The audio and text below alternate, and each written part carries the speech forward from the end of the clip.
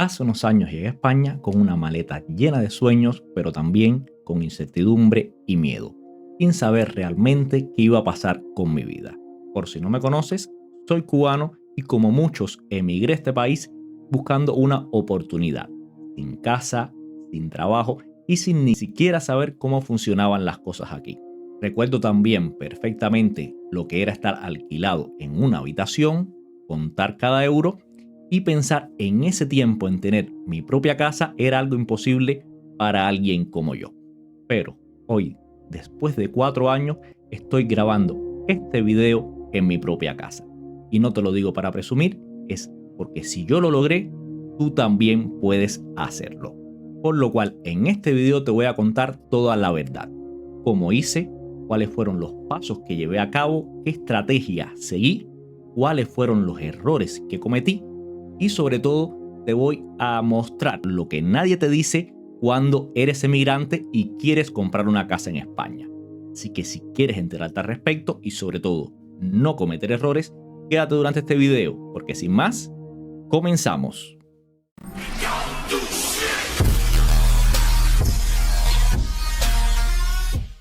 Bueno, como ya seguro sabrás de antemano, comprar una casa en España es uno de los trámites más complejos y difíciles de realizar en este país. Y si además de esto eres extranjero, este proceso también se complica un poco más. También deberás conocer que actualmente la situación de la vivienda en España también es muy compleja, ya que actualmente hay mucha demanda y muy poca oferta, lo que trae como consecuencia que hayan precios más altos y que sea aún más difícil encontrar el domicilio específico que se ajuste a tus necesidades.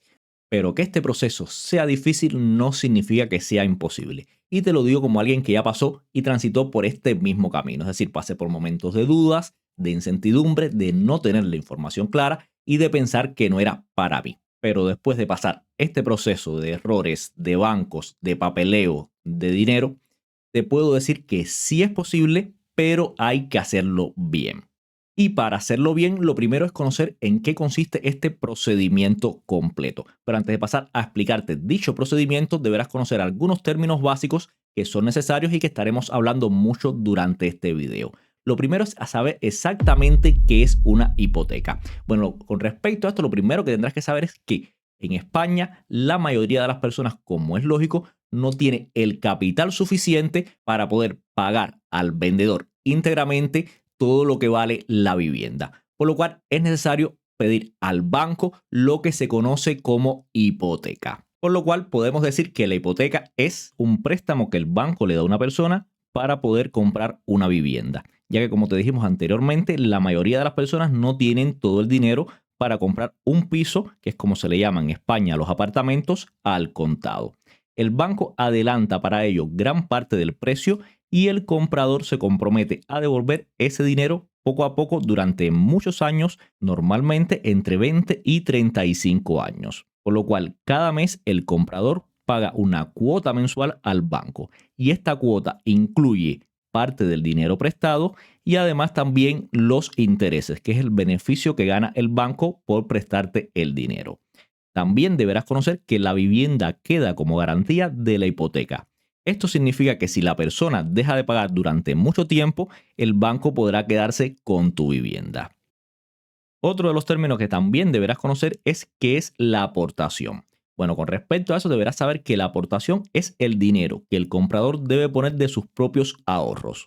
Mucha gente piensa que el banco paga toda la vivienda, pero normalmente no es así. En España lo más habitual es que el banco financie aproximadamente hasta el 80% del valor de la vivienda y el resto deberá ponerlo el comprador. Por ejemplo, si el precio de la vivienda es de 200.000, el banco financia, como dijimos, el 80%, que no es más que 160.000 euros. Por lo cual, el comprador deberá aportar la otra parte, que serían los 40.000 correspondientes para llegar a la cantidad de los 200.000. Pero además de esta aportación, el comprador también deberá pagar los gastos de la compra, es decir, los impuestos, que también varía según la comunidad autónoma donde vayas a comprar la vivienda, también la notaría, los gastos del registro, la tasación, etc. Por eso normalmente se recomienda al comprador tener ahorrado aproximadamente entre un 10 y un 15% del precio total para los gastos. Pero bueno, ¿qué significa esto? Bueno, que si el piso costara 200.000, el comprador deberá disponer de una entrada o aportación del 20%, que en este caso serían 40.000, de un 10% aproximadamente para los gastos, que en este caso serían 20.000, por lo cual el comprador deberá tener en total una cantidad de 60.000 para poder solicitar al banco una hipoteca de los 140.000 euros restantes para comprar una vivienda de 200.000 euros. Y bueno, puede que ahora ya sabiendo que el precio de una vivienda en España ronda alrededor de los 200.000 euros y que para poder comprar un piso de 200.000 necesitas tener al menos 60.000 guardados, puede que te sientas mucho más desanimado que cuando habías comenzado este video. Pero quiero decirte que también yo pasé por ello, es decir, llegué a España con ahorros limitados, llegué, como es lógico, sin trabajo, sin historial crediticio, es decir, para los bancos, ni yo ni mi esposa asistíamos, por lo cual comenzamos completamente de cero. Y el primer paso para poder comprarse una casa es conseguir trabajo, ya que es lo primero que van a mirar los bancos cuando decidas solicitar una hipoteca. También deberás conocer que en España existen varios tipos de contrato de trabajo. El más recomendado para solicitar la hipoteca es el contrato indefinido, el cual garantiza al mismo banco que tienes una estabilidad en el trabajo y que es poco probable que seas despedido del mismo. Igualmente, otra de las cosas que suelen mirar muchísimo es el tiempo que llevas permaneciendo en el mismo trabajo. Lo recomendado es siempre estar al menos 1 año y medio, pero mientras más tiempo lleves en el mismo, mucho mejor. Puede ser que ahora también estés pensando que llegue a la cantidad de la aportación más los impuestos para pedir la hipoteca con un salario grande, es decir, con una nómina de muchísimos euros. Bueno, quiero decirte que nada más lejano que la realidad. Primeramente tendrás que saber que tanto yo como mi esposa tenemos un salario que ronda alrededor del salario mínimo en España y que trabajamos 6 horas. Pero yo en mi caso particular traté de compatibilizarlo con otro tipo de trabajo para de esta manera poder tener un ingreso extra que no solamente me permitiera llegar a final de mes, sino también que me permitiera tener una cantidad ahorrada y que fuera creciendo progresivamente. Por lo cual, si no tienes una nómina grande, es algo que recomendamos, ya sea conseguir otro trabajo de pocas horas o buscar alguna manera que te permita compatibilizarlo con el trabajo y que sin hacer nada ilegal, es decir, fiscalmente declarable, pueda ayudarte para concretar la cantidad necesaria. Algo que también es tan importante como tener un trabajo fijo en España es saber administrar el dinero, porque puede que tengas un trabajo muy remunerado, pero si no sabes ahorrar, nunca vas a avanzar. Y eso es algo que tanto yo como mi esposa entendimos y pusimos en práctica una vez que llegamos a este país. Miramos la manera para controlar en qué se nos iba el dinero, también evitamos gastos innecesarios, es decir, caprichos, y tampoco compramos por impulso. Es decir, cuando vemos algo que nos gusta o nos llama la atención, simplemente lo consultamos entre ambos y damos un tiempo de alrededor de 1 o 2 días y si realmente te sigue interesando, ahí vas a poder llegar a la conclusión de que vale la pena comprarlo o no. Pero si pasado ese tiempo ni siquiera has pensado en esa cosa, mejor descartarla porque realmente no es algo que necesitas. Otra de las cosas que también descartamos durante este tiempo es hacer gastos de viajes fuera de España, ya que de esta manera vas a gastar un presupuesto bastante grande y no es algo que recomendamos para nada. Incluso hemos limitado la cantidad de viajes de vacaciones fuera a otra provincia.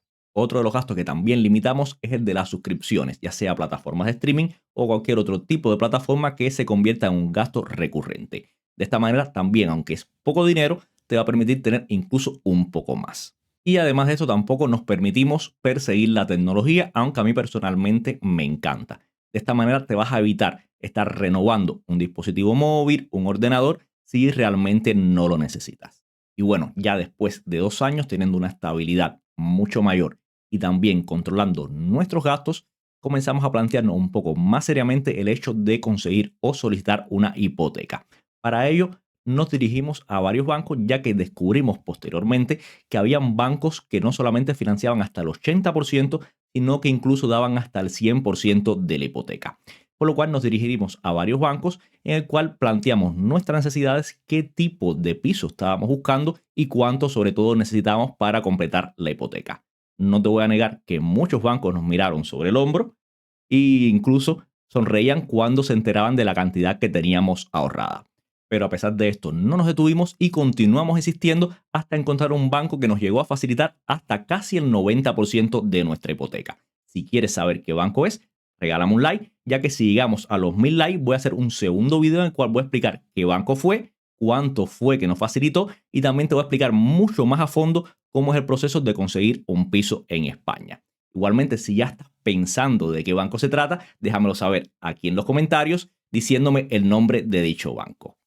Y bueno, ya sabiendo la cantidad que el banco me podía ofrecer, comencé a dedicarme a buscar el piso que necesitaba. Algo que deberás conocer es que verdaderamente cómo se debe realizar el proceso es primeramente tener el piso a la mano y posteriormente solicitarle la hipoteca al banco. ¿Qué sucede? Que para poder tener el piso a la mano, generalmente tendrás que reservar dicho piso, lo cual cuesta un dinero en España. Pero ¿qué sucede si reservas el piso y al final el banco decide no darte la hipoteca? Bueno, como ya te estarás imaginando, si eso sucediera, terminarías perdiendo el dinero de la reserva. Bueno, para evitar este problema, lo que yo hice y es lo que recomiendo es buscar un piso que el precio sea muy parecido al que le estarías pensando solicitar al banco. Y en este caso, solicitarle al banco la hipoteca como si fuera para ese piso. Si el banco decide dártela, simplemente deberás después cancelar esa hipoteca, es decir, decirle al banco que ya no deseas ese piso y en ese caso buscar un piso que sea acorde a esa misma cantidad solicitada, que ya sabes que el banco te la terminaría aprobando. Y bueno, ya sabiendo esto, el próximo paso sería buscar el piso de nuestros sueños. En mi caso particular, al principio comencé a buscar el piso como lo hacía todo el mundo, mirando en el móvil, entrando a portales como Idealista, Tecnocasa, etcétera, viendo fotos, pero una cosa es verlo y otra muy distinta enfrentarte a la realidad. Empecé a visitar viviendas, a comparar precios, zonas y condiciones. Y muchas veces salía con la sensación que todo estaba fuera de mi alcance. Había casas que me gustaban, pero no podía permitirme. Y otras que sí podía pagar, pero no cumplían lo que buscaba. Y ahí fue donde entendí algo importante. No se trata de encontrar la casa perfecta, sino la que encaje contigo y tu familia. Poco a poco fui afinando más, entendiendo mejor el mercado, sabiendo qué mirar, qué preguntar, qué evitar, hasta que entré a una vivienda en la cual sentí algo diferente. No era la más grande, tampoco considero que era la más bonita, pero era realista. Estaba dentro de mis posibilidades y por primera vez pensé, esta puede ser. Y en ese momento todo dejó de ser una idea y empezó a sentirse como algo posible de verdad. Y aunque en ese momento pensé, esta casa podría ser, la realidad es que nada termina ahí, sino que más bien comienza la parte más estresante. Porque que te guste una casa no significa que esa casa ya sea tuya. Primeramente deberás hacer la reserva, que te la explicamos anteriormente, en la cual tendrás que decidir rápido sin estar completamente seguro. Y posteriormente deberás firmar el contrato de arras en el cual hay una gran cantidad de dinero en juego y si cometes un error puede salirte muy pero que muy caro. Y por si no lo sabes, el contrato de arras es el primer compromiso serio entre el comprador y el vendedor. En este momento el comprador entrega una señal económica para reservar la vivienda y lo habitual es entre un 5 y un 10% del precio total. Este funciona así. Si el comprador se arrepiente y cancela la compra, este pierde la señal, es decir, este 5 o 10% adelantado del precio de compra. Por otro lado, si el vendedor es el que se arrepiente y cancela la venta, este tendrá que devolver el doble al comprador. El contrato deberá incluir siempre precio final, datos de ambas partes, cantidad entregada, fecha límite de firma y qué ocurre si alguien lo incumple. Por otra parte, muchos compradores firman arras demasiado rápido por miedo a perder la vivienda. Sin embargo, un contrato mal redactado puede generar problemas legales importantísimos.